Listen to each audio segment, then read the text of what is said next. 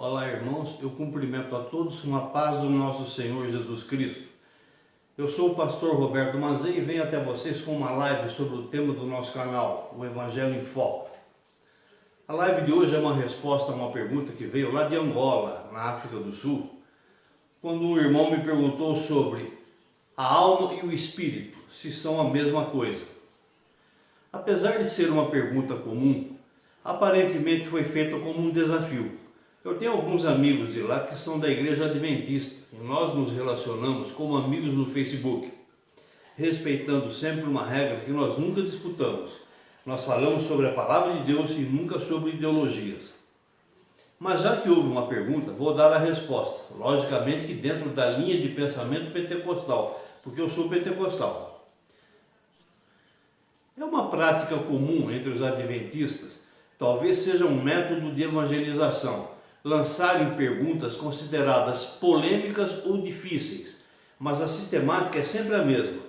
Ora perguntam sobre a guarda do sábado, ora perguntam sobre Gênesis 2, no versículo 7, que diz: então o Senhor modelou o ser humano do pó da terra, feito argila, e soprou em suas narinas o fôlego da vida, e o homem tornou-se um ser vivente. Por isso essa pergunta, se a alma e o espírito são a mesma coisa. Na verdade, eles não creem em espírito, apenas na alma, que é o fôlego da vida. E é exatamente isso que o Criador declara e afirma lá em Gênesis capítulo 2, versículo 7. Essa resposta que planejei procurou orientar o entendimento das pessoas tanto para essa pergunta, quanto para todas as outras que comumente são feitas, inclusive a principal delas, que se refere à guarda do sábado. Um dos requisitos para sermos cristãos legítimos é nos apegar aos ensinamentos da Bíblia, deixando para segundo plano os ensinamentos dos homens, sejam eles pentecostais, sabatistas, históricos ou qualquer outra linha do pensamento humano. O formato de resposta que usei assemelha-se a um método que poderá ser aplicado para todas as perguntas que se fizerem sobre a palavra de Deus, nas questões complicadas, questões difíceis.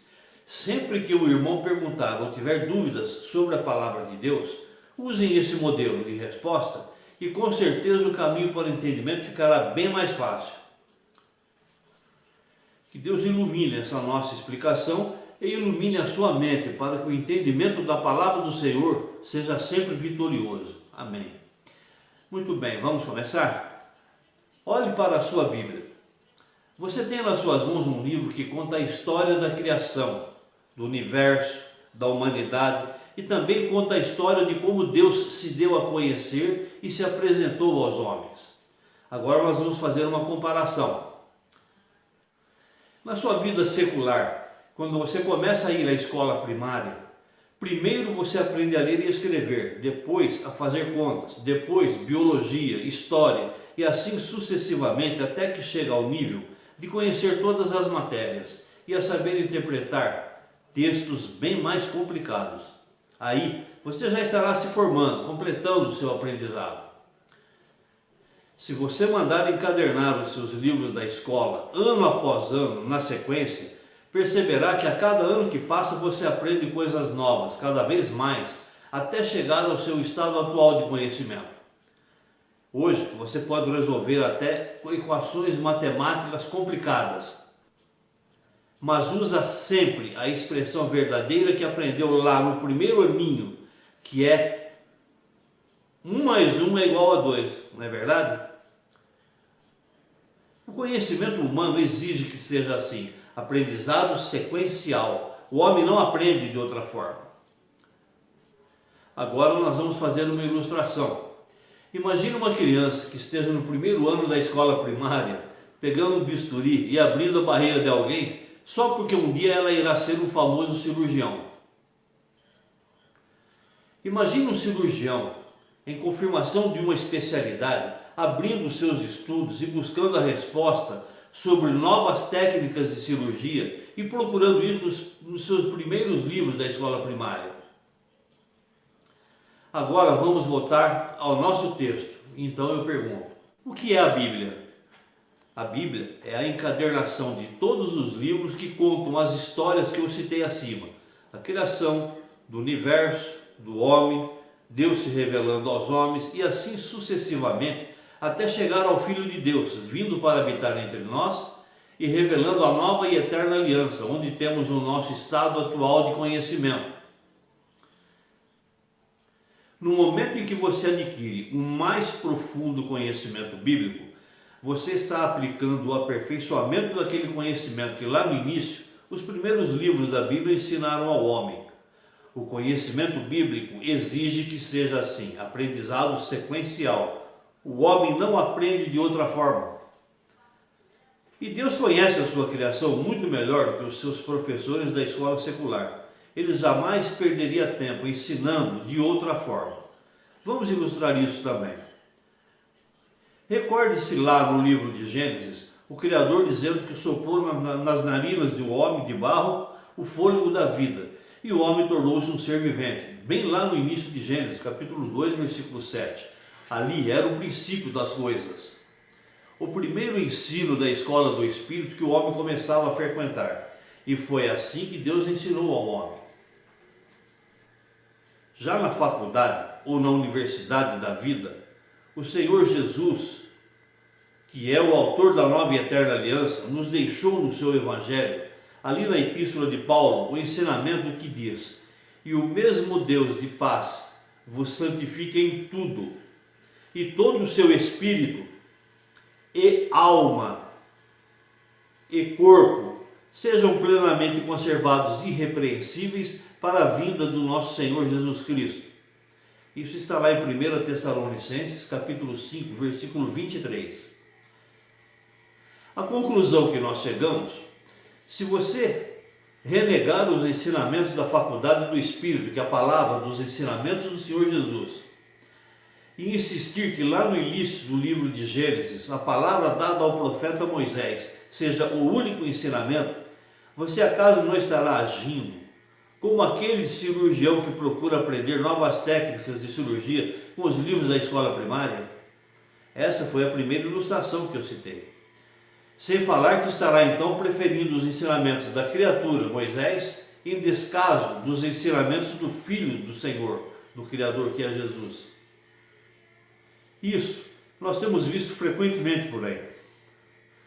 Apesar de eu ter citado o Antigo Testamento e o Novo Testamento como sendo fases diferentes de uma escola, onde o aprendizado é sequencial e vai se aperfeiçoando cada vez mais, eu quero registrar que mesmo lá no Antigo Testamento, onde vigoravam as leis que Deus ordenou a Moisés, já existem citações diferenciando a alma e o espírito. Em Isaías, capítulo 26, no versículo 9, a palavra diz assim: a minha alma suspira por ti de noite, sim, no meu íntimo, o meu espírito te busca, pois quando os seus julgamentos se manifestam na terra, os habitantes do mundo aprendem o que significa justiça. Antes ainda, lá em Jó, no livro de Jó, no capítulo 7, no versículo 11, está escrito assim: por este motivo não calarei a boca e falarei da angústia do meu espírito. Eu me queixarei da amargura de minha alma. Entretanto, se esses argumentos ainda não são definitivos, agora eu vou aprofundar um pouquinho mais e fazer novos esclarecimentos. Irmãos, mesmo lá no livro de Gênesis, o Senhor já revela em um versículo que é impositivo, que a alma é o sangue. Vejam o texto de Gênesis, capítulo 9, no versículo 4, onde o profeta diz assim: mas não comereis a carne com a sua alma, isto é, o sangue. Esse é o texto da Bíblia King James, a Bíblia de estudo. Nesse versículo, o Criador está afirmando que a alma é o sangue e o sangue é a vida. Podemos comer a carne dos animais, mas não devemos comer a sua alma, o seu sangue. Isso porque o sangue é a alma do animal. E nós temos também, entre vários outros textos, a palavra lá em Hebreus, capítulo 9, versículo 4, afirmando que a palavra de Deus é viva e eficaz, e mais penetrante do que uma espada de dois gumes, capaz de penetrar até a divisão da alma e do espírito. Logo nós podemos entender que a promessa de vida eterna, de nós reinarmos com Cristo após a nossa morte física, é uma promessa feita ao espírito do homem. Se o homem vai viver com Cristo na eternidade, então o espírito do homem é imortal. Existem igrejas que ensinam de forma diferente essas conclusões, mas a grande pergunta é: o que é que a Bíblia ensina? Como eu disse no início, esse método de nos relacionarmos com a palavra de Deus, reconhecendo Deus muito mais inteligente que os nossos professores da escola secular, nos ajuda a esclarecer inúmeras questões que são consideradas de difícil entendimento. Tanto é que várias denominações chegam a tirar as suas próprias conclusões sem verdadeiramente estarem usando de bases bíblicas.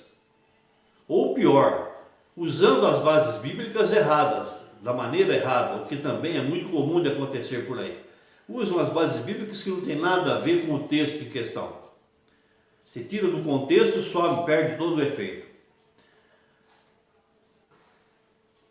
Espero que a minha resposta tenha sido satisfatória, pois ainda que eu tivesse respondido diretamente a sua pergunta dizendo não, alma e espírito não são a mesma coisa, com certeza isso não iria satisfazer a sua sede de respostas. Da forma como eu respondi, ficamos com a certeza de que, primeiro, o homem possui corpo e alma e espírito, conforme lá em 1 Tessalonicenses 5:23 ficou bem claro. A palavra de Jesus ensina isso na faculdade da vida. E segundo, Deus soprou na narina do homem o fôlego da vida, conforme Gênesis 2:7. Moisés ensinou isso no primeiro aninho da escola do Espírito. É o mesmo 1 mais 1 igual a 2 ensinado por Moisés, só que em uma equação bem mais complexa, ensinada por Jesus. Eu quero terminar dizendo que tudo tem o seu tempo determinado e há tempo para todo propósito debaixo do céu. Isso está em Eclesiastes capítulo 3, versículo 1. Inclusive para entendermos plenamente o que a palavra de Deus está dizendo. Deus abençoe a cada um de vocês. E que o Senhor, que cada um de nós se apegue ao temor a Deus e ao tremor de desobedecer ao Evangelho de Cristo. E que a nossa salvação esteja plenamente ao alcance de cada um de nós, pela obediência, pelo respeito e pelo amor de Cristo. Amém. Que Deus abençoe a todos. Amém.